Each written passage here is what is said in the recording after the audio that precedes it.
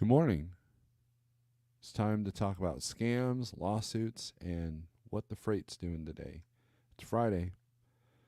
Stay tuned.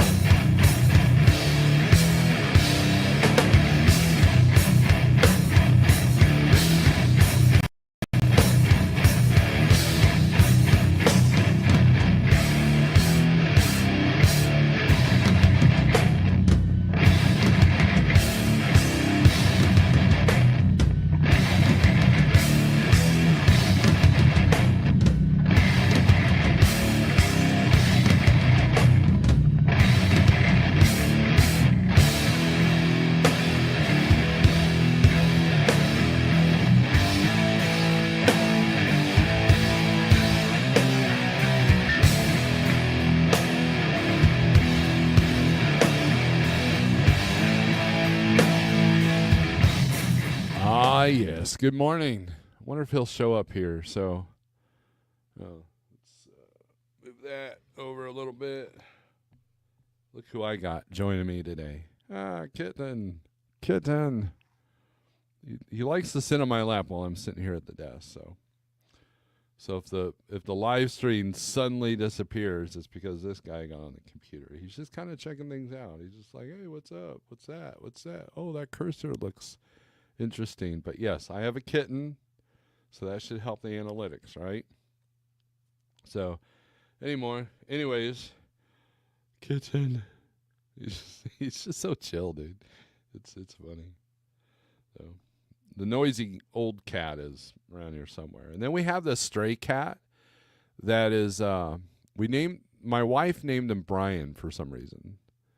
Oh yeah, because Brian, that dude from the Stray Cats. That's why I asked her why. And so he's got this really old, like, and he's been hanging out outside. So more likely we'll acquire a third cat probably, but got to get him to the vet first. But anyways, this little guy, he's going to help out, I guess, until my daughter comes out to feed him, and then he'll be out of here. He'll be like, I'm out, dude.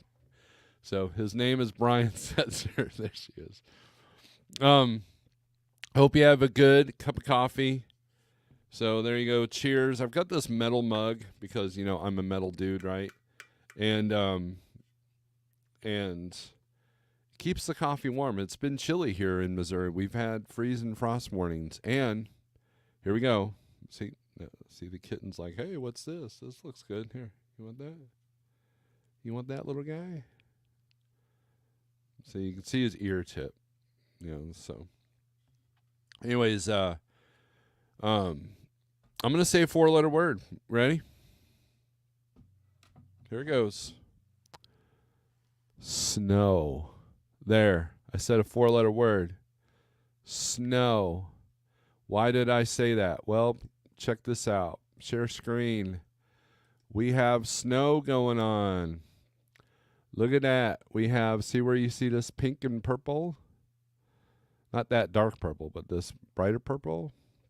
You've got some snow, winter storm warnings in Montana, winter advisories in Montana, Wyoming, Utah, and Colorado. So, yeah, there you go. We're starting to see and then of course we got frost and freeze warnings all over the place.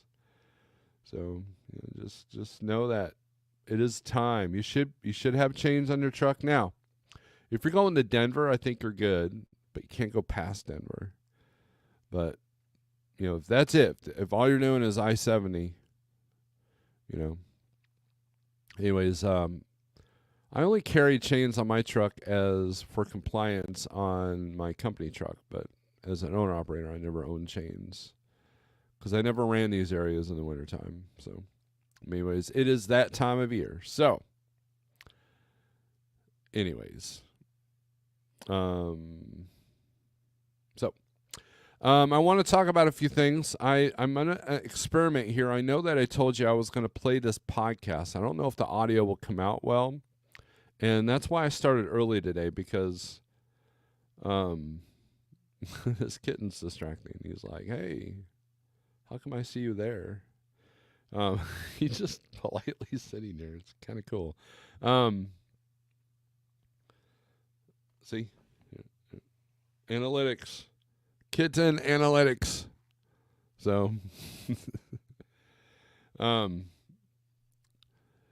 if you want to know his name is Max. I named him after Mad Max, or you can go with Maximus in Gladiator. Either way, his name is Max. So, all right. So I'm kind of unorganized here. So I have a couple of things. So let's go over the first thing I want to do. Let's go over Carrier 411. This is an article on Overdrive. A friend of Jeff sent it to him, and then Jeff sent it to me. And we're going to read this because this is a precedent that, I think DIY and I have talked about this. Jeff and I have obviously talked about this, but this sets a precedent because right now, if, people that call me and ask me, hey, I'm thinking about getting my own authority, I kind of steer them away from that because of the brokers wanting bigger carriers, number one. Number two, go highway and Carrier 411. They can make or break a carrier. And it kind of leaves the carrier powerless. But listen to this article and that might change. So I think Sage brought this up on his last time he was in my live feed. And so, but I want you to pay attention to this. Let's get this screen up here. Did I ever share the screen on the weather? Probably not. But anyways, here you go. Carrier 411. This is from overdrive.com. Overdriveonline.com, sorry. Carrier 411's big changes to its freight guards might open a legal can of worms. Carrier 411 CEO Darren Brewer quietly made major changes to the legacy carrier vetting platform's freight guard system on October 1st without telling its customers, just to see who would notice, Brewer said. How irresponsible is that? Oh, wait, hold on. There we go. Man, I'm such a unpro. I'm a non-pro. I'm intermediate. The update sought to shut down a cottage industry of people selling freight guard removal services with a significant change, making freight guard reports permanent after 72 hours. Okay? It's mind-blowing, said Brewer. I put some changes on the public part of our site. I dripped out some information publicly about the changes that are being made on purpose. I put it out prior to announcing to our customers. Literally within hours, it was noticed big time. The industry reacted beyond my expectations. The reaction, for the most part, was alarm. Detroit-based attorney Dan Artave, I'm probably butchering that name, who has with the Carrier Defender platform on freight guard dispute mediation, warned his broker clients to avoid issuing freight guards or take on serious legal risks, or you'll take on serious legal risks. John Cantera, managing director at fraud prevention firm Vigilant Transportation Services, said Carrier 411 had declared war on carriers. Now, if you're watching, now Jeff hasn't been live a whole lot, but basically these carrier vetting services, while I understand the need for them, and I'll get over. I'll talk about a scam that I saw earlier. The lack of being able to counteract and defend yourself, that's a bad precedent to set, right? Brokers, carrier vetting craze, bad for trucking carriers say. Let's see, that's a related article. Carrier 411, as any carrier who has tried to interact with the service knows, isn't for carriers and won't talk to them. Carriers are not our customers. We don't talk to carriers about anything, and we do not allow carriers to have accounts, said Brewer. Every known phone number from every carrier is blocked from us. Wow. But Carrier 411 holds power over motor carriers who work with brokers. As perhaps the oldest, biggest platform in the blossoming carrier vetting industry, thousands of brokers use the product every day and swear by it. Brewer and 411 subscribe to FMCSA data and report on carriers to brokers, and perhaps no clearer red flag exists in the industry than a freight guard. Carriers 411 term for their report about a trucking company based on collected data as well as individual allegations about carriers from brokers, broker users of the service. When a broker files an allegation against a carrier, the carrier gets notified by its FMCSA registered email and has a chance to respond to the broker. That response isn't visible to the Carrier 411 platform. The update earlier this month gives Carrier 411's broker customers 72 hours to hear back from the carrier and potentially edit its allegation report. During that period, the broker can see to it that the post is actually deleted as if it was never submitted. But after that 3-day period, the report can't be really deleted. It will stay visible on the platform. Reports older than 72 hours that get deleted will be reclassified as deleted and still be listed. The Carrier 411 website says, but the customer's data will be blurred and concealed so it's not identifiable in any way.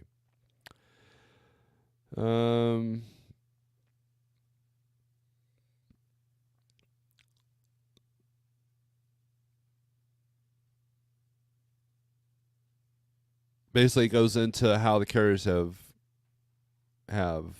complained about this. Now, check this out. This is the precedent that could be a good thing for carriers. In October of 2022, a small fleet called Green Line Express Transportation out of Sacramento, California, agreed to haul a load of cucumbers from Gordon, Alabama, to Garrettsville, Ohio, for a brokerage called High Plains Logistics. Green Line had agreed to pick up the load at 2 p.m. Central on October 27th, but at 8:30 Eastern Time, 6.5 hours before the scheduled pickup, while the driver slept during a mandatory 10-hour rest break, the broker called the driver, according to the facts of the case listed in the complaint, to the U.S. District Court for the Eastern District of Virginia. Wow, that's a mouthful. The sleeping driver hung up on the broker, who then shot back the following text. You know what? You just lost your load to Cleveland, a-hole.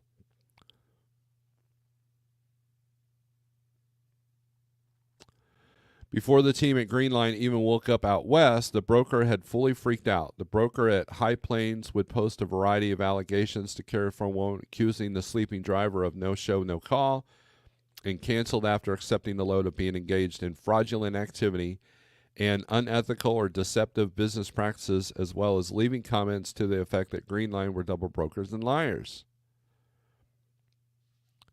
High Plains wouldn't remove their allegations until the court ordered it done.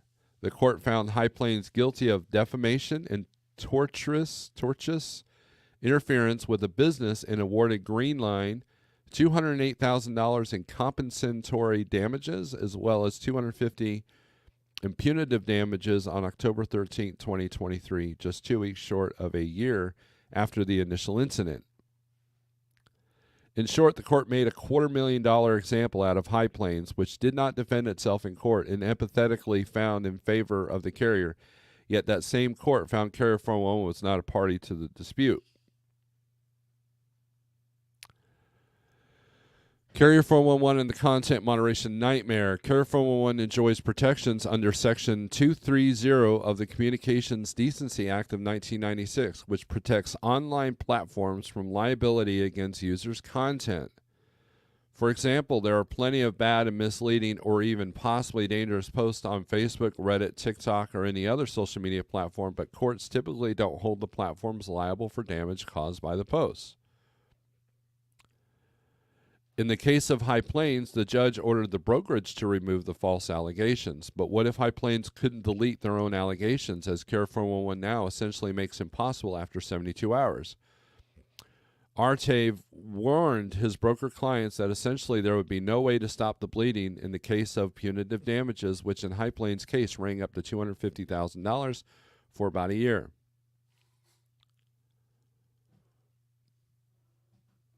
I've asked all my broker clients to reevaluate submitting Freight Guard using Carrier Firm 1 in light of the changes to the platform.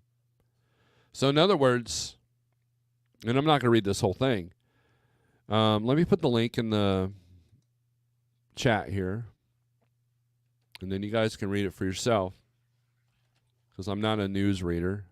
I'm not Dan Rather. So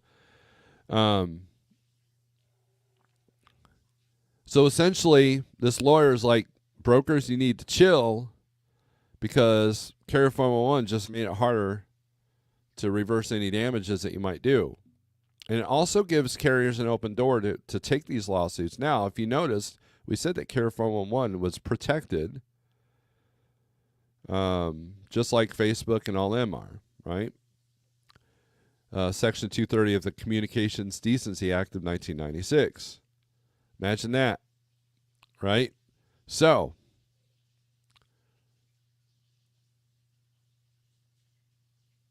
there is some precedence here of, like, you know what? So I wonder if Go Highway is under the same protections. Because what I said earlier was, if you're single or 2 or 3 truck authority, all it takes is one Freight Guard or one Go Highway, accusation, and you won't be able to work with anybody. And, there's a lot of small carriers that were just rejected by TQL and JB Hunt because of these platforms. And so, take that in the heart. So anyways, that's enough for that one. Let's go over the comments here, and then we'll go into my second thing. Southbound Packner, what's up? Boulder Woods, good morning. Toga, good morning. Good morning from Nashville area. Desert Oak Pam, good morning. Good morning. Seeing some awesome freight going to Florida. Yes, there is a lot. We'll go over that. There is some really, no matter where you're at in the country, the best paying loads right now are going into Florida. You just gotta be aware of what it's going to look like coming out. Shannon says, "Woohoo! Good morning, everyone from Alabama." Shannon. Ugh. Red Lady, good morning. His name is Brian Setzer. Yes, Brian the cat. It's cold. Yes, it is cold. It's a very good reason. Yep. Love it, Mrs. A. Rookie Trucker, thank you for the $10 super chat. Good morning. Thank you for teaching us the right mindset. You're welcome. You're welcome. Jordan B is like, how dare you say that word? I know. It's time to start chasing the snow, and that's the thing. You keep an eye on the weather, and you look at the snowstorm, and when it hits, then you can kind of take advantage of that, Thanks, Shannon, says Mrs. A. Boulder Wood says, TJ says, we had snow yesterday morning over cabbage. Yep. Watch your mouth.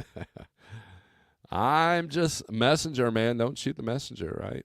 Didn't stick, just visibility issues, right? Shannon telling you what to do. Good morning from snowy Nevada. More mandatory carrier routes were added this year in Colorado. Okay. For the chains, yeah.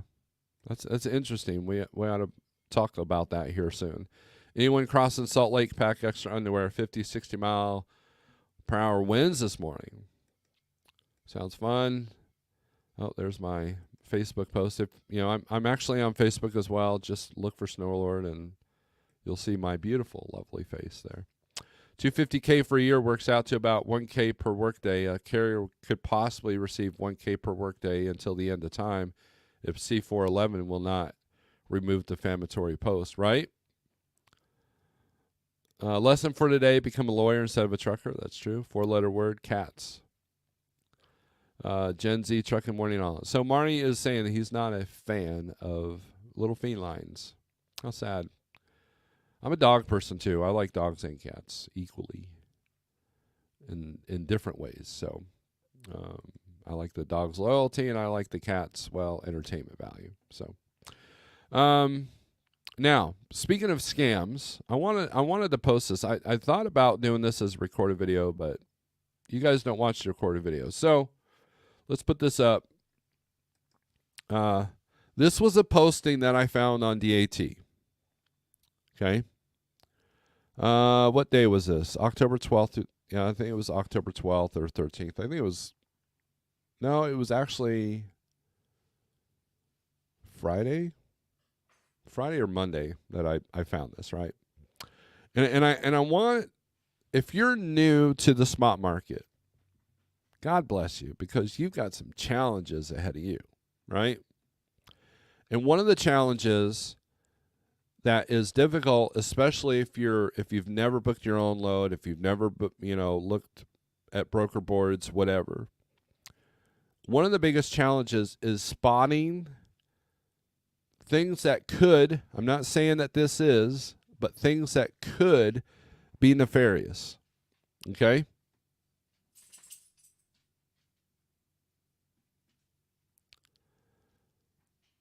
Could be nefarious. And so I want you to look at this post, right? So it's Oklahoma City to Conway. I think I was looking for a load out of Tulsa. And I forget what I put my destination was because I put Conway, obviously Conway's 371 miles from where I was at. And it has a wide open date, right? October 12th through October 15th. And then they've put, for truck style, flatbed van or reefer, 53 foot, 29,000 pounds. It's got a phone number. Email only. And it's got a Gmail account, right? And if you look over here, they're posted this for $1,300. Now, the 15-day on this was 764. And then there's no credit score days to pay on the very freight, and it's City of Industry, California. So for those of you who are new to the spot market, here's the red flags on this load. Again, I'm not saying this is nefarious. This could be a legit load. But here's where you have to be aware. Number one, all, not most, but all professional brokers that have a legitimate business, 100% of them do not use Gmail accounts. Now, if you're a broker watching this going, the heck, that's not right. I have a Gmail account. Well, you're not professional, okay? So that's red flag number one, okay? Red flag number two is the rate. An insanely high rate, $4.23 a mile, in a market that's essentially only paying like $2 to $2.88.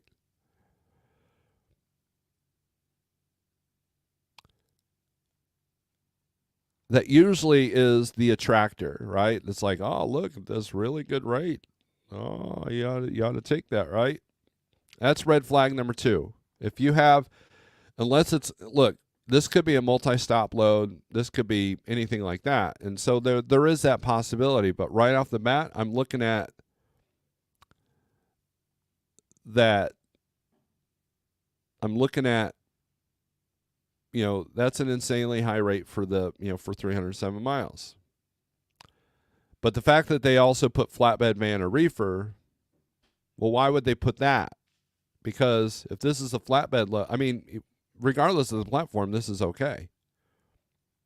Right? This is a pretty good rate. It's too good. Okay. And then, of course, a lot of these brokers, fly-by-night brokers that are doing these scams, a lot of them are coming out of California, so that doesn't bode well. And then no credit score days to pay on that. So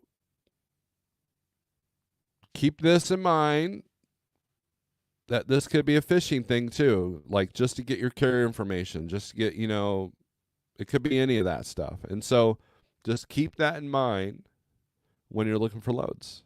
And again, I'm not saying that these people are nefarious or what. I'm just saying these are red flags. So let's say this isn't a nefarious load, okay? Well, I would do things a little bit different. First, I would put the flat form that's needed. I would put the date that's needed. I wouldn't post a rate, and I would figure out why I don't have a credit score on DAT. Not that that's important, because there was a time where a brokerage that was going out of business still had a 90 credit score on here, and they literally just filed bankruptcy. So just kind of buyer beware on that. So because these are and so when you look at the outbound markets, I don't care if it's 1, 2, 3 or DAT. If you look at the outbound markets, you have to take this into consideration. And if you have, let's say it shows 100 loads out of an area, well, how many of that 100 is actually a legit load? And I'll kind of go over that a little bit. Let's go back to comments here. Jen C., I think we said hey to you. It looks wonderful leaving Florida. I love it when they take these loads out. Pets aren't edible. They should be on the CDL test now. They don't even do CDL tests anymore, Sterling. Best paying load this morning is hooked to my tractor. Got another nursery load. These are getting hard to come by. There's a guy that was unloading me on T-Handler during the solar shuttles. He left to go to a company nearby, paying over $60 an hour plus per diem. There's money out there if you're willing to work. Absolutely. Start a broker 411. I believe that does exist. I think. But I don't know. And look, you can click on the brokers, and there's reviews, right? There's reviews on most platforms. Hello, Flatbed Trucker. There's some subsidiaries of Jones Motor Group that use Gmail. Yeah, and I believe that I don't think we can use them. I think they're credits. I mean, I don't know. We can test that out. What's their MC number? Put their MC number in, and we'll check them out on my credit service. Flatbed Trucker, or it says they pay you with Cash App. Or they do half. They could do EFS code, so just got to be aware. Marty says, I have 2 cats. I have a cat in the truck. Every time I go home, I switch them out. We have a couple of drivers have cats in their truck as well. I know we have 2 at least. So, Chris Howard, morning from Iowa. Good morning. Iowa's probably pretty chilly right now too. Maybe a little breezy.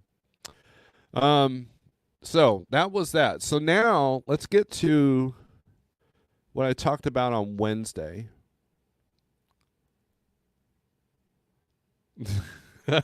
I like this. Sterling says, hello, I'm calling about the loadie I posted for a lot of money and bad information. Are you stupid or a liar? It's tempting sometimes, right, Sterling? It is absolutely tempting. All right, so we're going to do a test here. I want you guys to listen to this podcast. It's an 8-minute long podcast, and I have permission to use it. First, let me know what the audio is on this.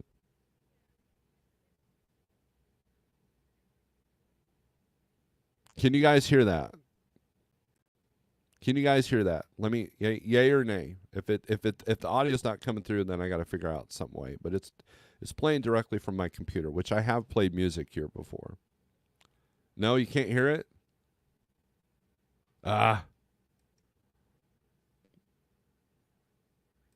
Well, crap. Let's see here. Let me try something else here.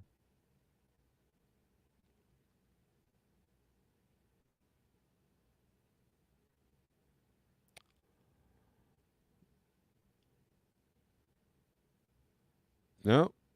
Well, I guess we're not going to be able to do this. So there's that. There's my lack of professionalism. So, okay, well, let's Okay, so I'll give you the gist since I'm not going to take the time to figure out why I can't play it.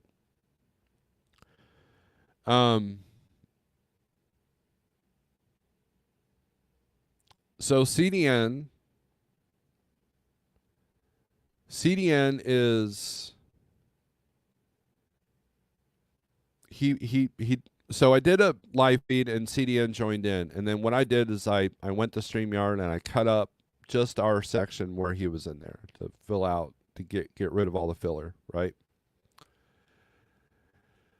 And so he went into an AI program and made a podcast reacting to that video.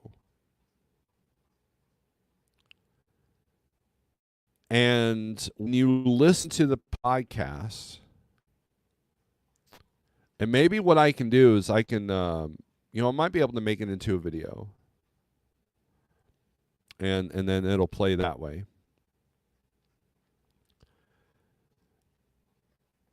Doing that, and basically it's kind of a scary thing because here's the deal. So with all the election stuff going on and all the wars and rumors of wars, and you have to understand that there's a lot of AI out there that is putting information out there that makes it sound legit, right? And so listening to this podcast,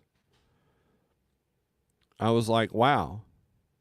Like I was halfway through it when I realized something wasn't right with this because I didn't read the body of the email where it said this was AI generated. And there's even a section where the lady laughs, like she like, and it sounded real. But it's a male and a female. They're interacting. They're talking about this. She's telling about this video that she watched from this broker and this, they didn't mention me at all, but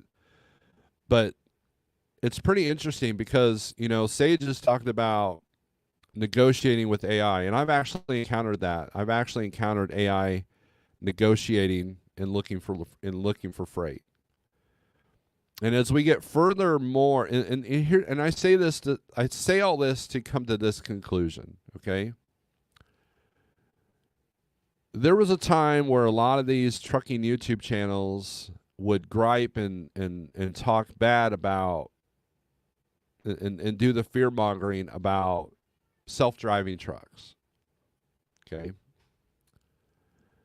They're going to take your jobs. They're going to, they look to replace you. And for the most part, it's actually correct. But it's nothing to fear. And here's why I say this. Because now, here's the mindset. So, Rookie Trucker said this, he liked the mindset thing that I do. Here's how I look at that. In times of despair, you look for opportunity. When everybody else sees lack, you need to see opportunity. That's how entrepreneurs get rich, really. Think about World War II. World War II was so powerful for a lot of food companies and a lot of automotive companies and a lot of factories. They were able to take a negative situation and turn it into a positive for themselves, obviously. And so when you look at, okay, if AI starts replacing negotiations, if automated trucks, not automated, but autonomous trucks start taking low-end, low-labor jobs, trucking jobs, where is the opportunity? The opportunity is to look how the industry is adapting to that and adapt to that. Case in point. Hold on.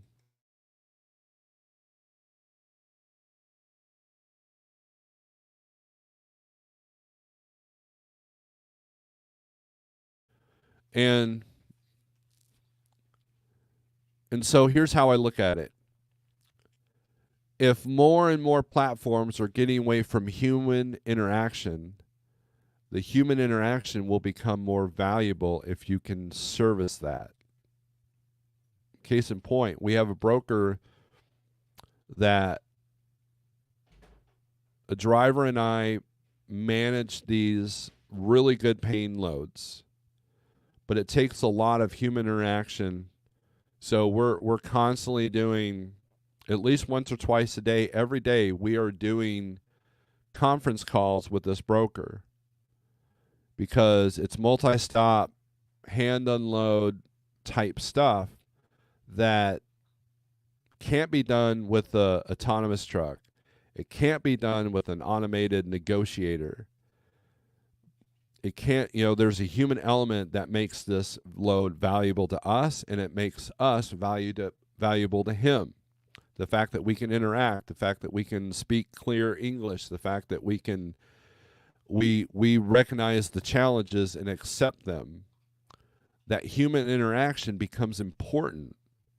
And it will become even more important if this AI starts taking things over, right? And so now we live in a world where you can put in the computer in an AI program and say, create a podcast between two people talking about the dangers of a certain person's presidency. And it will come up with something. And then you have people that don't really vet their sources that will go, look at this podcast. They said this, and this. And I firmly believe that there are powers overseas that are manipulating us, Americans, through social media posts and podcasts and videos, and some of them are AI generated, some of them are faked. Like they show a video of a person, but you notice that the lips aren't quite matching the audio. And I'll give you a perfect example. So I was on Instagram and there was this motivational speech, and it showed a quick 10-second video of Sylvester Stallone. And it was Sylvester Stallone's voice, but then they stopped showing his image. And I realized this was probably AI. Like I came across a video, like they were able to fake his voice on AI, so it looks like and sounds like, and if you're not paying attention, it sounds like he's saying the motivational speech, when all it did was somebody typed something in and used Sylvester Stallone's voice, used a quick image where you notice that things aren't matching up, and boom, you put some B-roll in, and now you got a motivational speech, and you didn't have to say a word. There's videos out there of like James Hetfield singing Megadeth songs, or Dave Mustaine singing Metallica songs. I mean, that actually exists. And then, of course, there's a video of like Trump and Biden all hanging out, going camping and stuff like that. I mean, that stuff's a little bit more obvious. But there are some speeches out there from each one that can easily be faked through AI. And so this is the world that we live in now. And so human interaction is going to be equally, if not more important now. And that's how you're going to stand out from the others. Now, those of you worried about autonomous trucks and the fear-mongering that these YouTubers did for such a long time, well, it's an easy solution. It's a simple, easy,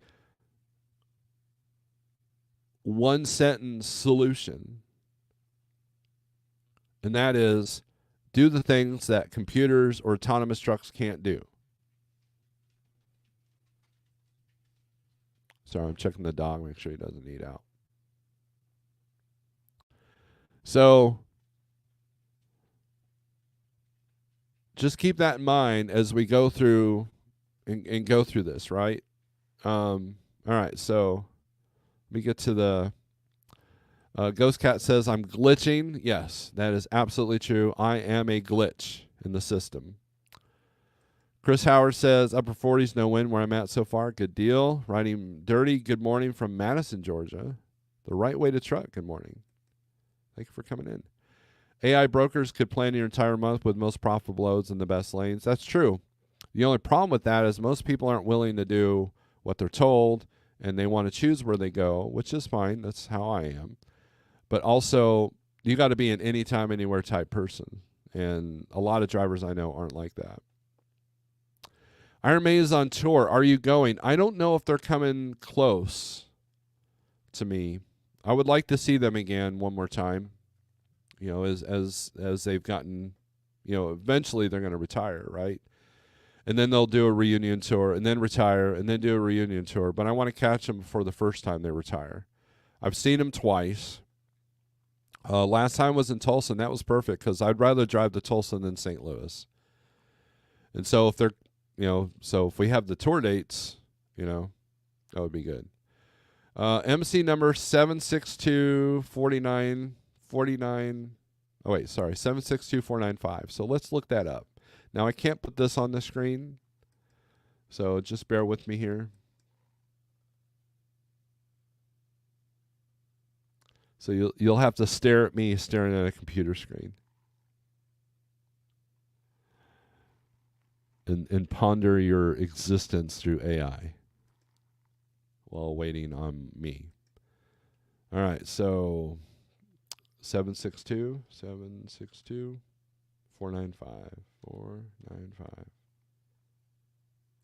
Now, okay, it comes up as ATI Trucking, LLC.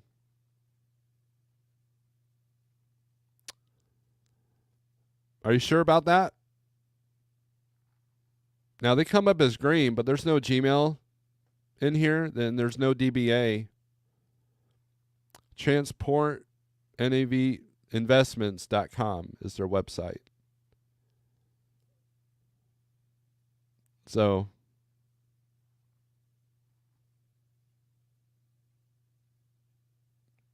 that's not Jones, is it?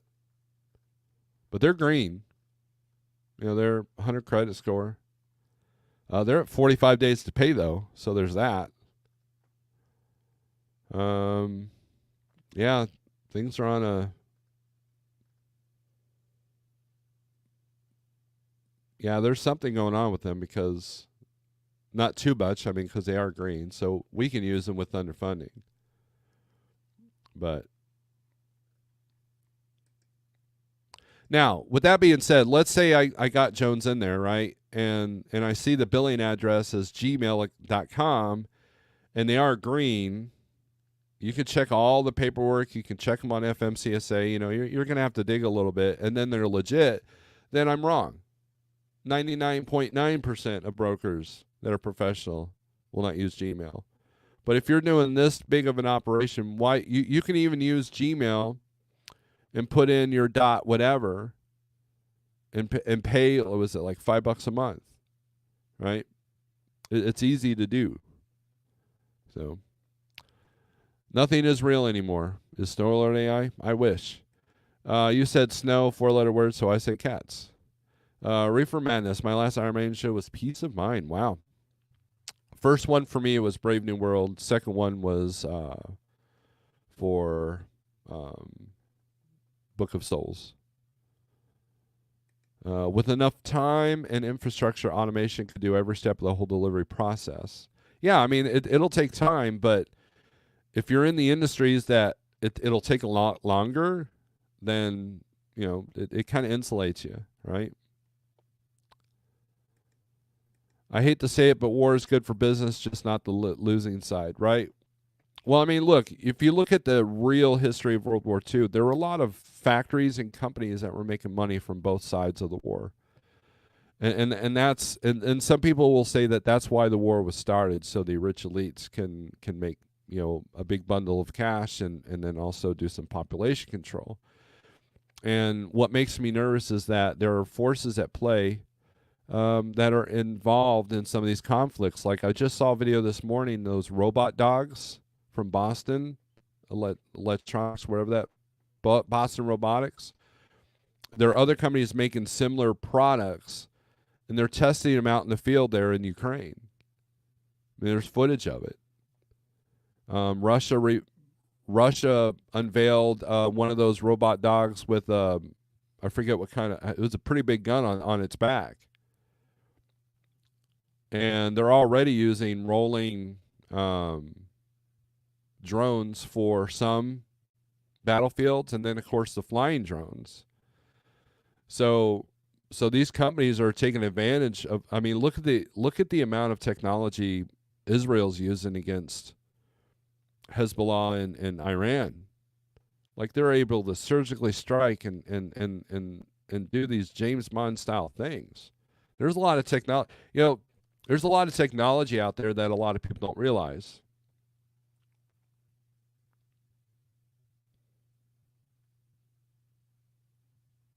Sorry, I'm looking at this email here.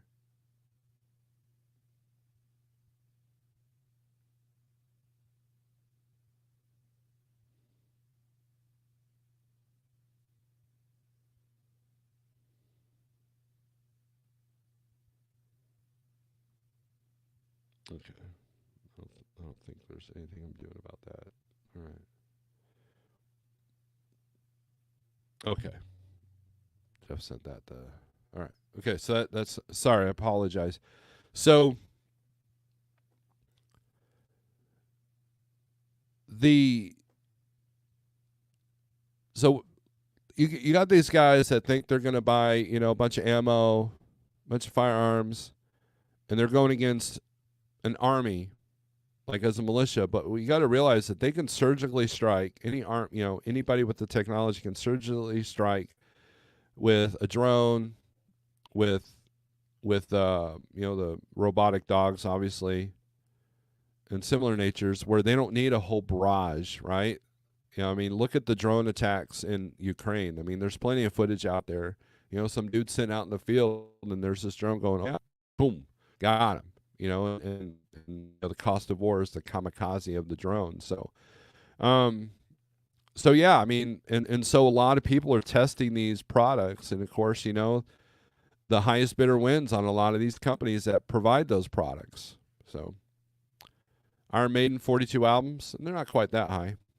Mark says he saw Maiden about 84. Maiden and Priest, wow. Haven't been to a concert since the 90s. Yeah, it's a little different now. You have to get a bank loan to buy any like beer or food or whatever at the venues. And then you need like a half a bank loan for merch like t-shirts and stuff. There's a subsidiary of Jones was last year when I pulled for them. Everything was through a Gmail account. I almost backed out because the email account made some calls and everything was legit. Okay, well, I mean, and so your experience, Cheap Freight Hauler, you were able to look at that Gmail and say, this may not be right, and then you did something about it. But at least you had the discernment to like, you know what, this may not be a good thing, so let's check it out, right? Mercedes, BMW, and Volkswagen are doing just fine. I'm on vacation. Maiden show is local. Can't pass that up. Getting paid to see Iron Maiden. Life is good. There you go. Excellent. Excellent. Excellent. Where are you seeing them?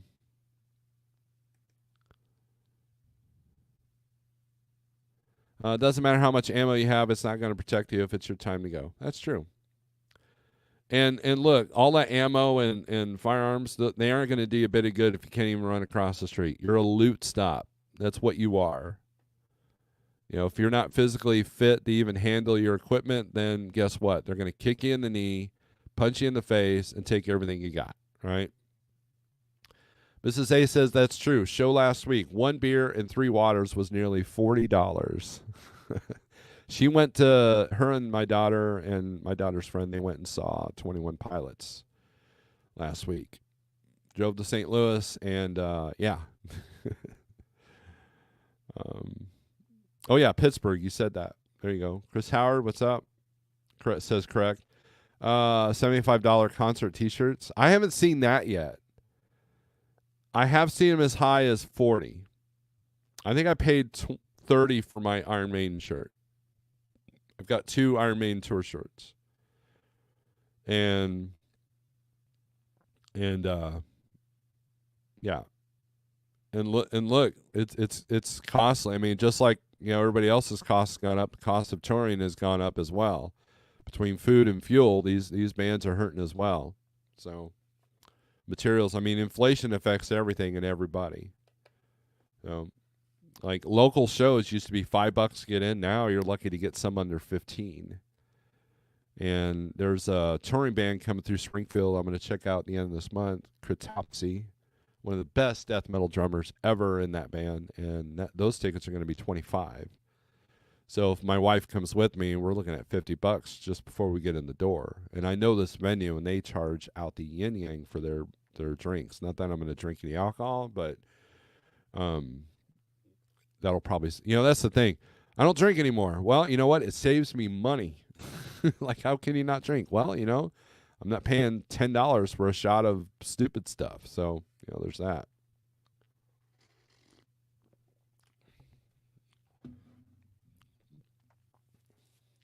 So, all right, let's go over some freight, shall we? That's the real reason why you're here, to listen to my beautiful voice. Oops. And to look at my luscious beard. If I can get this to cooperate here. Stuff a couple of bottles of water in your socks. That is a method that I use in movie theaters and venues if it's cold jacket weather. So, roadless travel, long time Snorelord. Hope all is well, brother. Everything is fine. Everything is fine. Knock on wood. All right.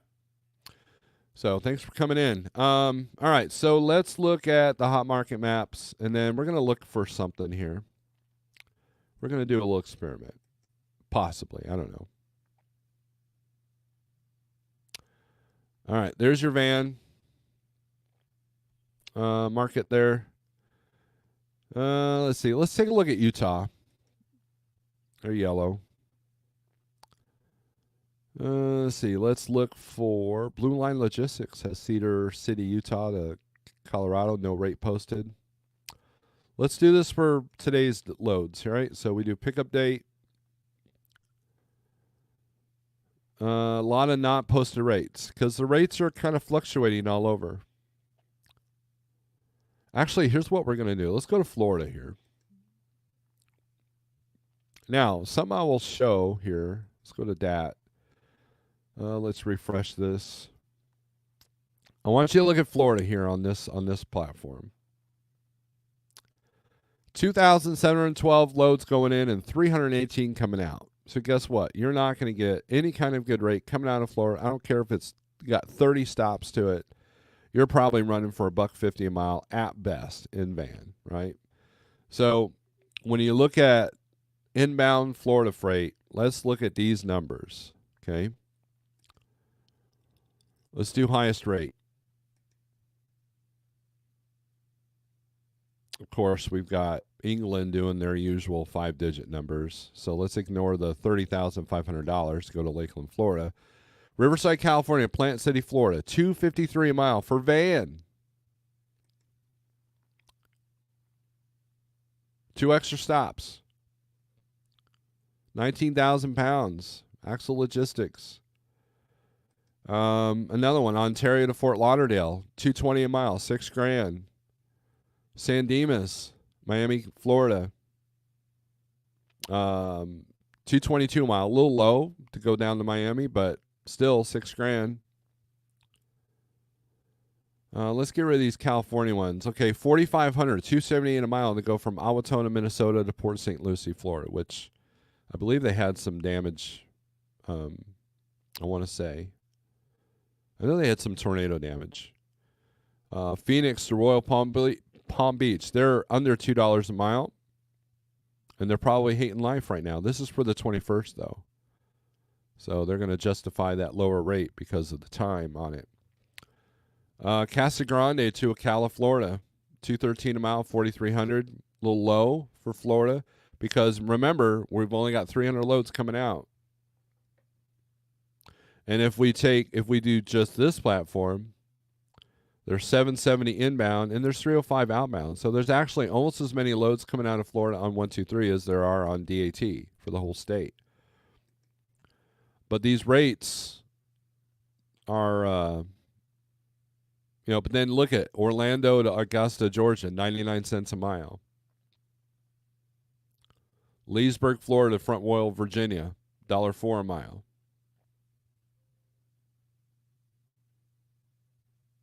$0.99, $1.03, 97 cents, 85 cents. That's the lowest one yet.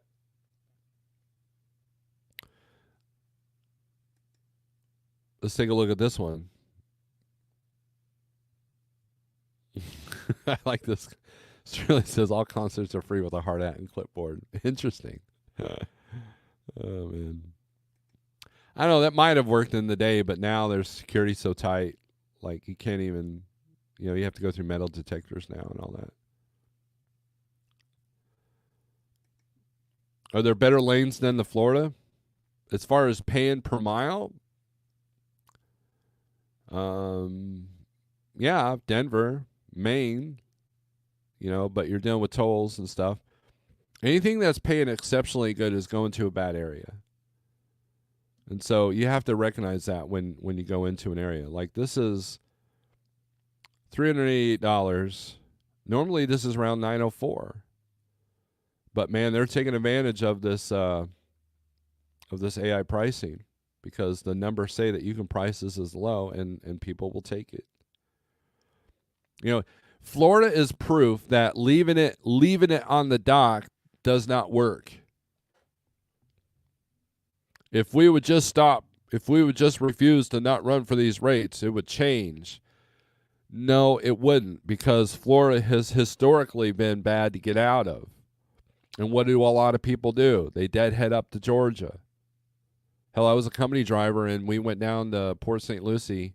I did 3 back to back, and you know what they put me? They put me at Conyers, Georgia for paper, 600 miles away.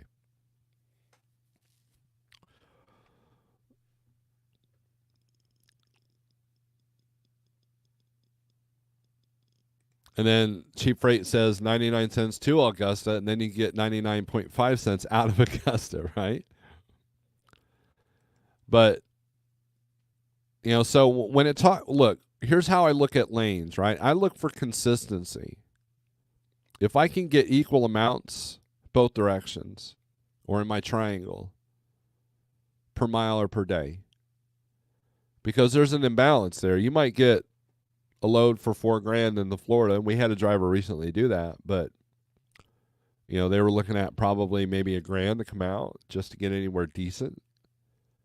Now, when you average that over time, what's your rate per day? And if it still works, it works. But a lot of people don't take that into account. There are drivers, some of them are actually in this chat, that put themselves in Florida and then complain that nothing's paying coming out. I'm like, yes, it's Florida. And I've almost hung up on this person, because that's just the nature of this beast here. It's a reality that you have to accept. And where you get screwed up is the outbound. And one bad load into a bad area can mess you up for a week or so.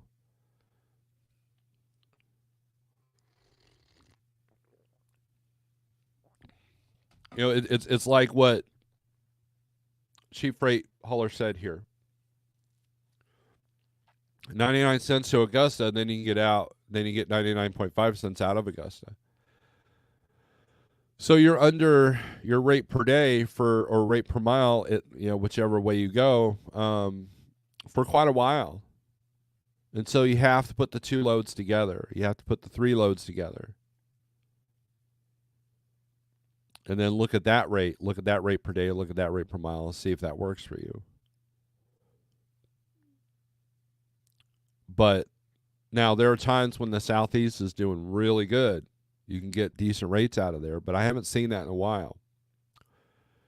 When the Baltimore Bridge fell, that helped a little bit. Produce season will sometimes inject some,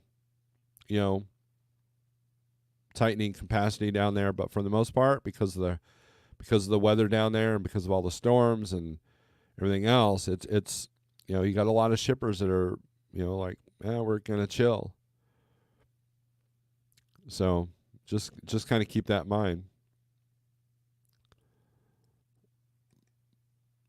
That extra 5 cents will buy a new hot tub over a year.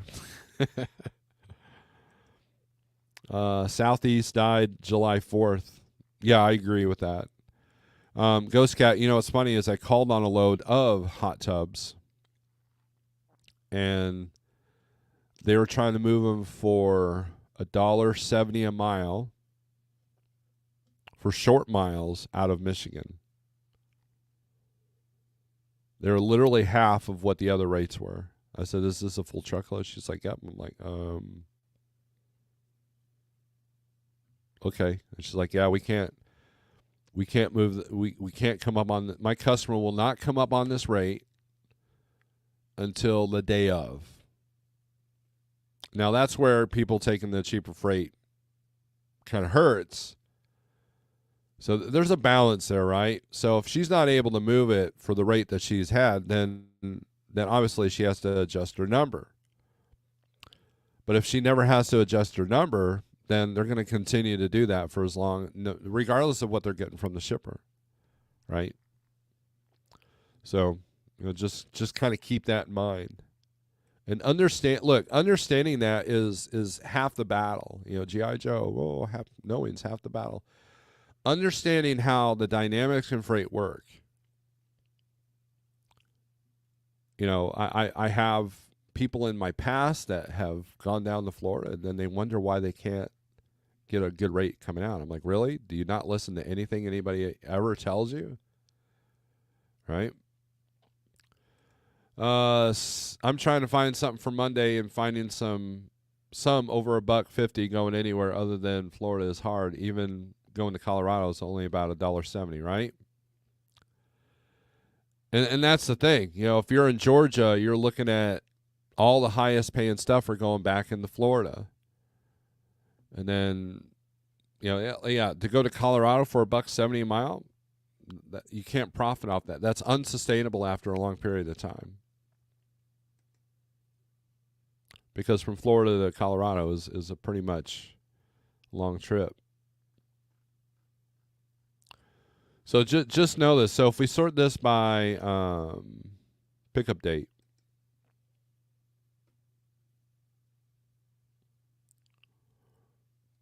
$0.76 a mile, 87 cents a mile.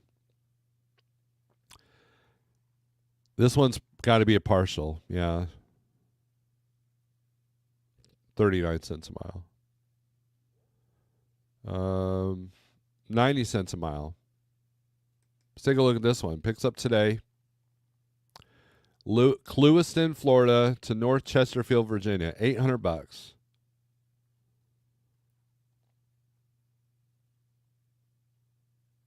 £43,000.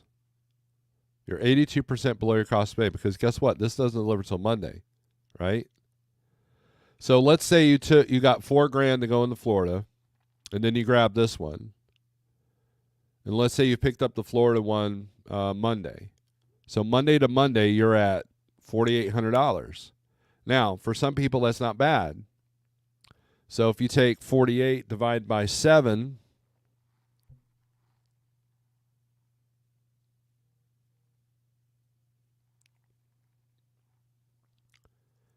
whoops.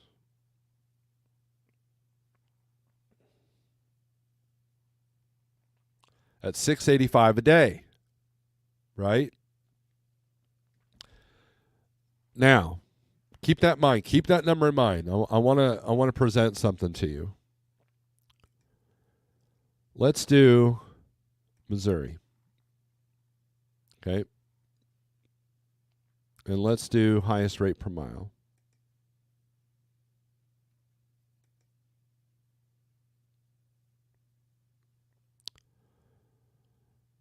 Here's Jackson, Missouri to Lebanon, Tennessee, $875 for 1 day, 250-mile run. 504 miles go from St. Louis to Cartersville, Georgia.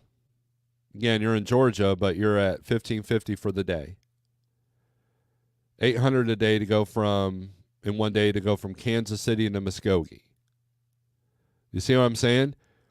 There are easier ways to make $685 a day with less miles, less waiting, and you're not putting yourself in Florida or Virginia. Jackson, Missouri to Clarksville, Arkansas, 344 miles, $1,000. This is why Jeff and I have always talked about the short game. Now, there are times like, well, Jeff is more about the super short game. I'm more about combining, right? But if you can consistently get these $800 loads for each day and then grab a longer one for the weekend, then your rate per day is going to be a little bit better and more consistent. That's the key.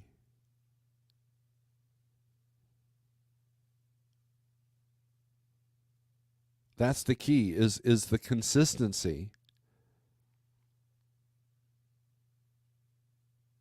Like here, let's look at this worldwide. Jackson, Missouri to Indianapolis, Indiana. Okay. Picks up Sunday, delivers Monday. 309 miles. They're $800. Let's say you don't negotiate at all. Right? No special thing, so we know we're going to assume that it's a one and done. Let's go down here. Indianapolis back to Jackson, Missouri. Click on that. And let's sort it by highest rate per mile. Or rate per mile.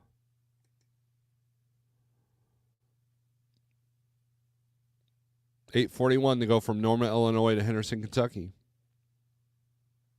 $724 to go from University Park to Mount Vernon, Illinois. $800 to go from Fairfield, Ohio to Jonesboro, Arkansas.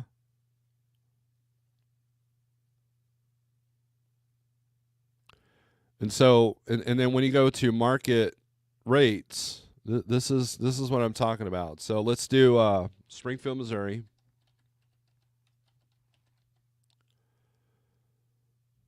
To Indianapolis, Indiana. Okay.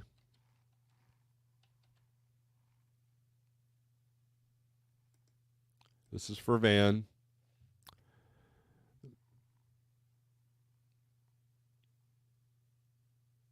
Let Cargo Chiefs got this at $899. Carrier spot rate is $906. Green Screens has got this from $775 to $936.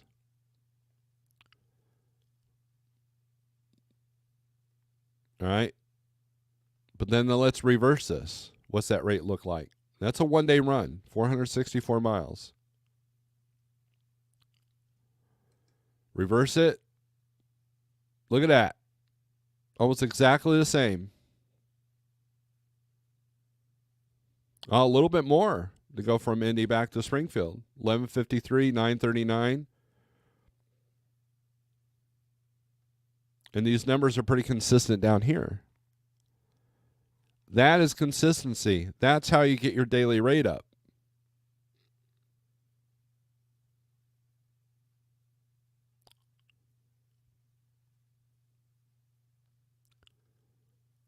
Now, negotiation strength is down, so it's probably going to be on this low end of Green Screens here.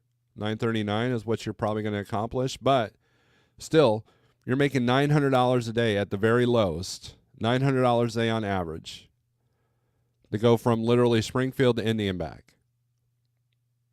Other than the hills on 44, it's pretty much flat to Indy after that, so the weight of the load doesn't matter. I-70 is pretty, 44 and 70 are pretty easy interstates to drive, plenty of parking.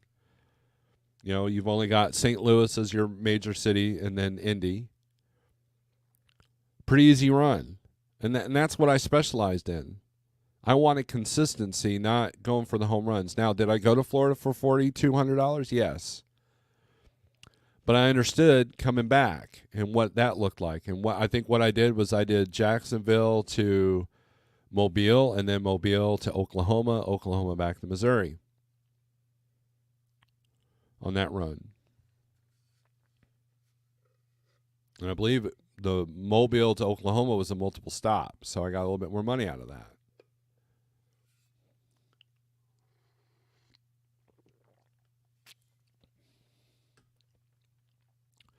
Chief Frey says he'll take that 99 cents from Orlando if I was there. I know my worth. Shadow Wolf, good to see you, my friend. Hope you're sipping on a good cup of coffee, watching everybody else struggle. The loading and unloading times can make or break it. Revenue for the week, right? That's true. I am all about 1K a day, but I master short ball freight. I made 90% of my money on some day short ball freight, right? My weekend freight consists of one load, 329 miles to PA, and then I am there for 3 days making $540 a load on 30-mile freight. And so you're taking the same approach. You know, let's look at the Northeast here. So let's go back to the load availability. Let's put this on van.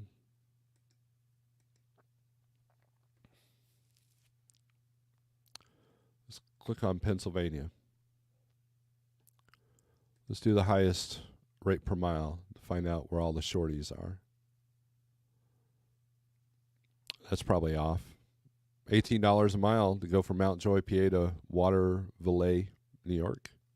I don't know how you say it. Yeah, $500 for Myerstown, PA to Northeast Maryland, 66 miles. $600 for 107 miles. So that's a good strategy, Mark. That's a good one. You know, but you got to look at the tolls. Like here, this one's the Tunk, as the Schneider guys call it, to Brooklyn, 162 miles, $900. But let's look at the tolls on that. Yeah, $178 in tolls. And of course, you got to deal with Brooklyn. But if you know that area, then you're probably not scared of it. And then you got the 600 Imperial, PA to Zanesville. That's probably going to be Dollar General, and you might be able to deliver that on a Saturday or Sunday. And then Ohio, you should be able to find something out of there on that particular day. Here we go, another 500 for 96 miles. So that's a good strategy, Mark. Road less traveled. All I've been doing is short haul in Northeast, PA to Mass, Connecticut to VA. And there's some definite money to be made out of there, right? So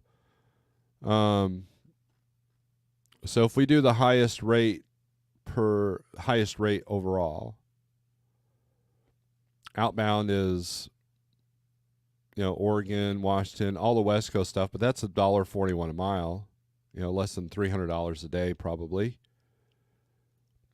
right? Denver, they finally got up to $2 a mile, but still, you pick it up today, deliver Monday. Of course, this picks up Monday. But let's do inbound to PA. Connecticut, PA, you know, California, PA. That's okay. So some good rates going into the Northeast here. $2 to go from California to Pennsylvania. And that's that. And why, when I say that's because it's long haul. Long haul traditionally does not pay above $2 a mile in van. Historically, it hasn't. But when rates got stupid during the COVID shortages and all that, then that's when we started seeing those insane rates cross country. That's why you only get $1.30 to go into California, because you're getting good rates to come out. But look at this. Phoenix to Pittston, PA. To get $2 a mile out of Phoenix, picking up today, delivering Tuesday. Man, look at that. $5,000. That's 57 above my cost per day. So there you go. That's where the long haul thing comes in, right? But let's look at the rate per day here. So $5,000.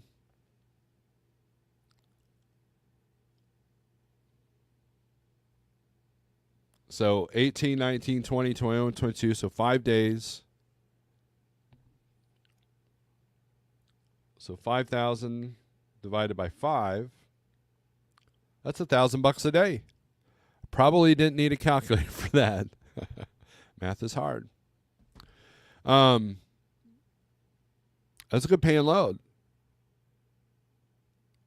$1,000 a day.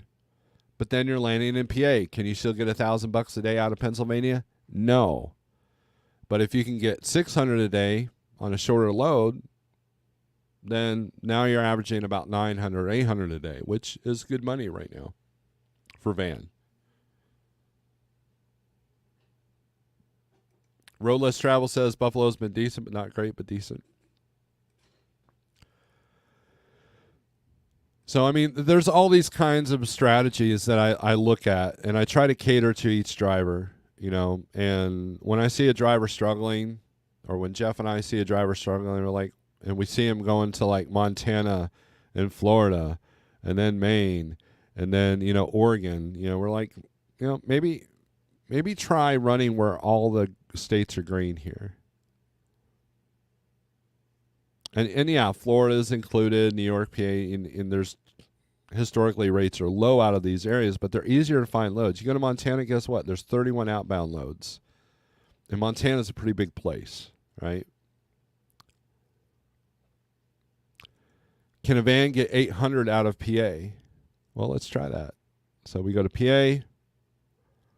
Let's go outbound. 800 a day.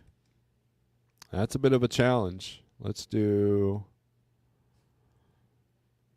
rate per mile.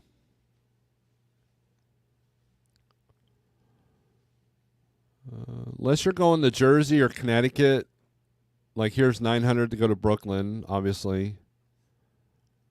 Yeah, let's look at the intrastate, like within the state. Yeah, $300 for 20 miles.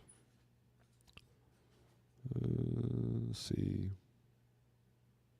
No, you pretty much got to travel out of the state. So anything 800 a day out of PA is going to go further northeast. That's pretty much all you got, right?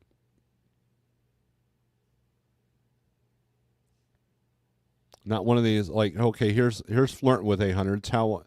Towanda, Pennsylvania to North Wales, Pennsylvania, $4.84 a mile, $741, 753 or 153 miles. Oh my gosh.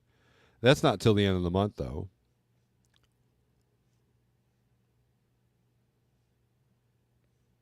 So what I see is lack of consistency. Oh, here we go. Tars, PA to Denver, PA, $800. Picking up Tuesday, picks up at 7 p.m., delivers next morning. So you're working third shift on this load. Cargo Chief's got 862, so they're not far off the mark. So it's little things like that. And it's going to be heavy, sparkling water. So, oh, let's go back that load. Let's see what the tolls are on that. $284 in tolls, dude.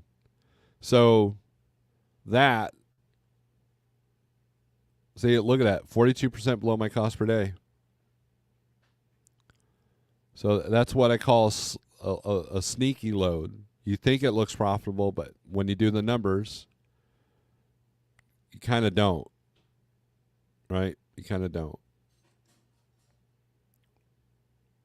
Unless you know how to get around the tolls, then, you know, if you live there and you know how to get around the tolls, if it's possible, then you kind of minimize that. So there you go. Math are hard, so is English, right? How much longer will pumpkins ship? Probably not much longer. You know, pretty soon they'll start using them for the process stuff. Sparkling water has bubbles in it. It's lighter. That's true.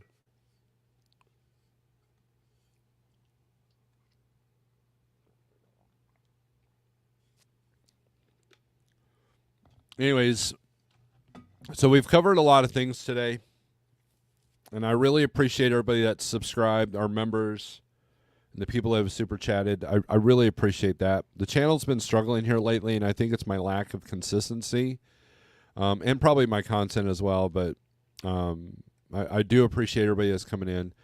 I may not have good news all the time. I may rub people the wrong way sometimes. But I'm just trying to be truthful. You know, I'm not going to sit here and say, oh, everything's great, man. You can make $5 a mile and just buy my course and you can learn to do the same thing. I'm not doing that. And there's a lot of that going on right now. You know, I see people struggling every day. There are people that are dead men walking as far as their businesses are concerned. And I just want people to be able to make it through this, you know, and there are some good rates out there. There is money to be made. People are still buying trucks. And so changing the mindset is the key to that. You know, if you're looking for the Christmas rate that's already here and almost done to rescue your freight or your operation, it's not going to happen. So you got to do something else to help your struggling operation if you're struggling. But I know a lot of people are. But, you know,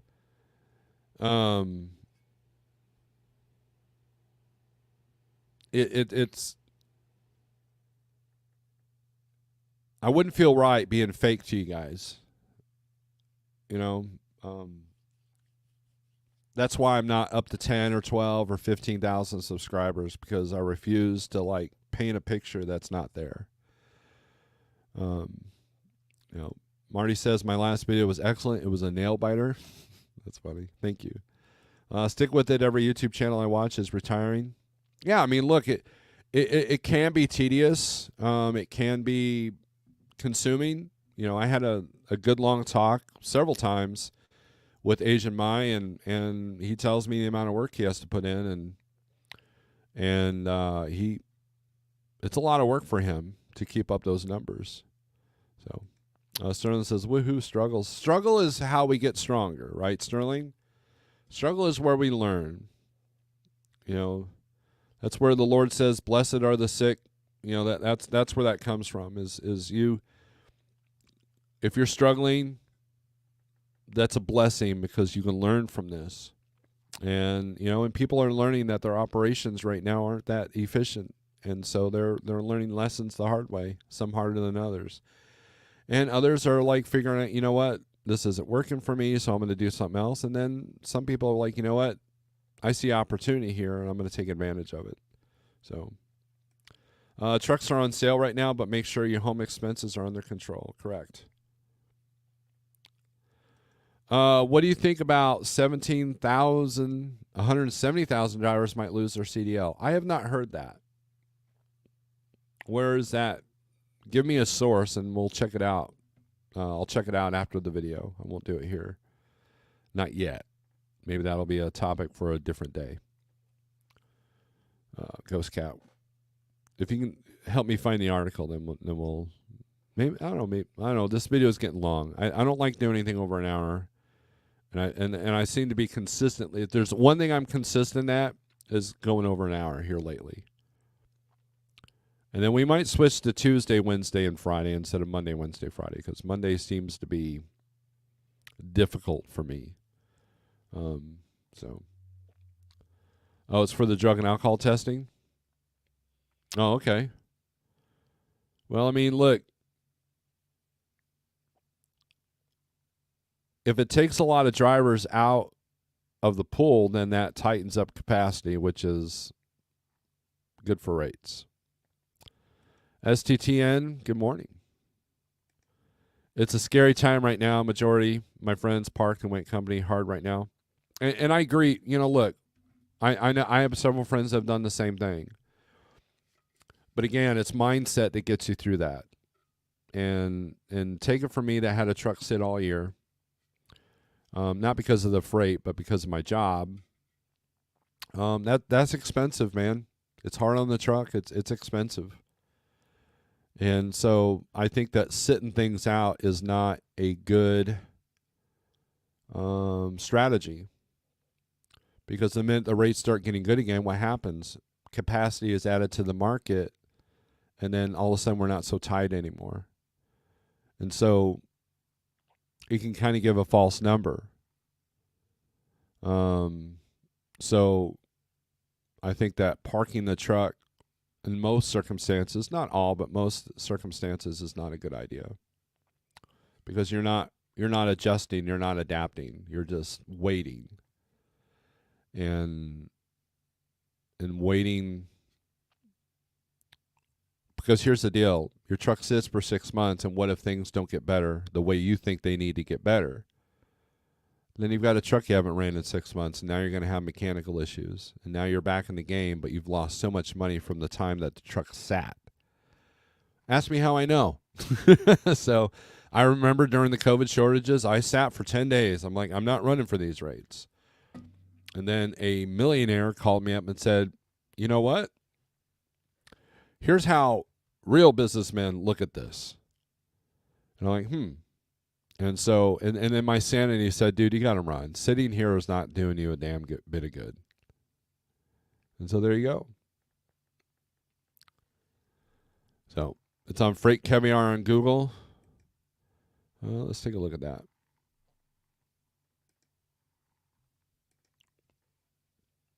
What a name.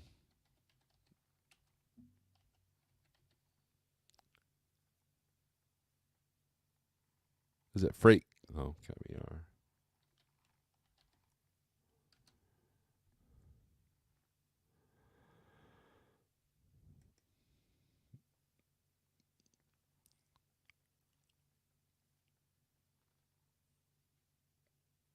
Yeah, I see the website here. Wants me to log in or subscribe. Keep up with the freight broker world in 5 minutes. I might have to check this out.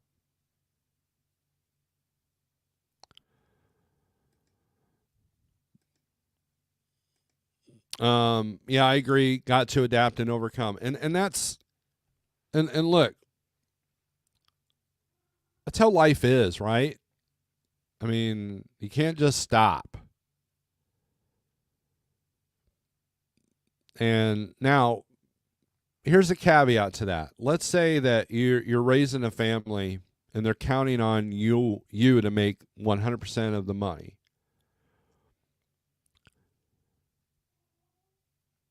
And you have to make some adjustments. Maybe you don't have time to figure out how to adapt. And so, yeah, I can see parking the truck briefly and going company for that.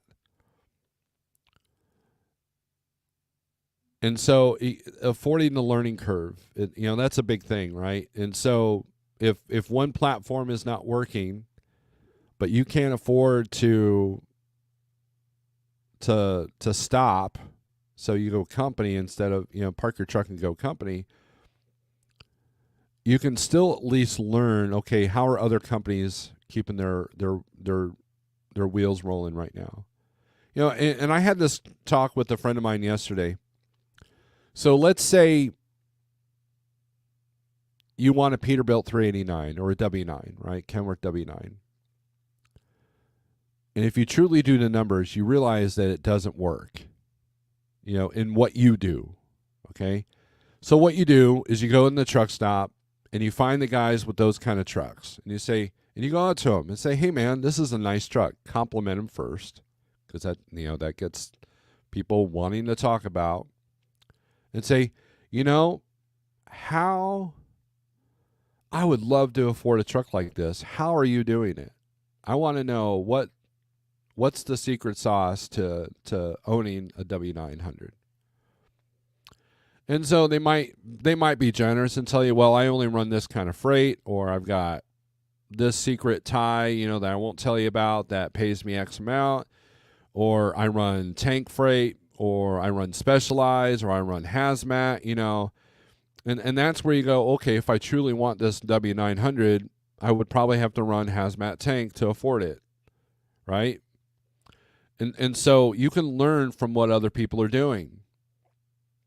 It's the opposite of, like, let's say you come across a truck and you see it's duct tape and bungee corded and looks like it hasn't been washed in 3 years, and the windshield's all dirty, and the truck inside's dirty, the person comes out kind of disheveled. We all automatically assume that person's running the cheap freight, that they're the ones running these loads out of Florida for 90 cents a mile. Okay, we automatically assume that. And so there's no question there. So it's the opposite. Like, you look at someone's truck and say, how do you do this? How are you doing this?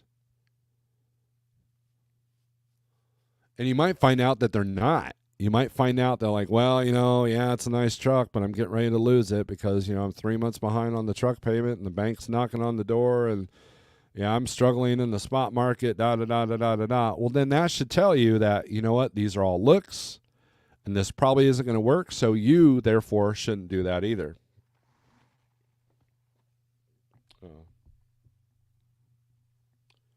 Kitten break. There he is. He's like checking things out. It's like, oh, this is interesting up here.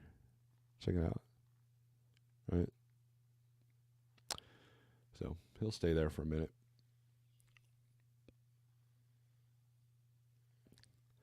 Cents per mile says, I ain't telling you my secrets, right?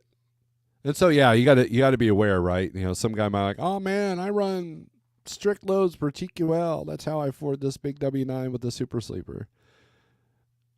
Being able to discern that guy is probably not going to tell you his secrets, is that happens, right?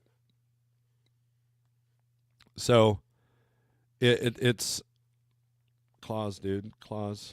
All right. So, look, if somebody's doing something that you wish you could do, talk to them, ask them, hey man, how are you accomplishing this? What are you doing in this market that's helping you survive?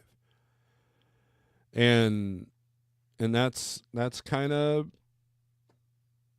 look, I had a friend of mine years ago. He said that his first year of trucking, what he would do is he would see an old time trucker and say, hey man, nice truck. Man, I'm new to this industry, man. You got any advice? I'll buy you a cup of coffee. And so they go to the counter back when people, when TA still had, restaurants that you could sit at the counter, and he would, and you would learn from these guys, the good and the bad, what to do and what not to do. If you talk to nothing but jaded old truck drivers that hate everything, well, then figure out why they hate everything and why are they still doing it. A lot of people are truck drivers because they feel like they're trapped and they have nothing else that they know how to do. Well, I think that's a problem. You should learn to do other things just in case you lose your CDL off no fault of your own. So, there's my Freightliner identifies as a long nose Pete, right?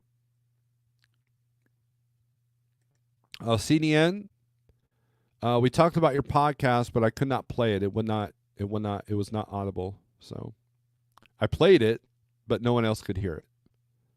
So we talked about it. And that's what kind of brought in a lot of the conversation. So I hope you watch the replay. SST, I see you sneak in here. And Pop-Tart, saw you sneak in here. Coming into the game, buy cash truck, trailer cash equipment, run up the numbers until you grow a small fleet of cash equipment, take that revenue and purchase brand new equipment, tax write-off. There you go. That's Pop-Tart's method, right?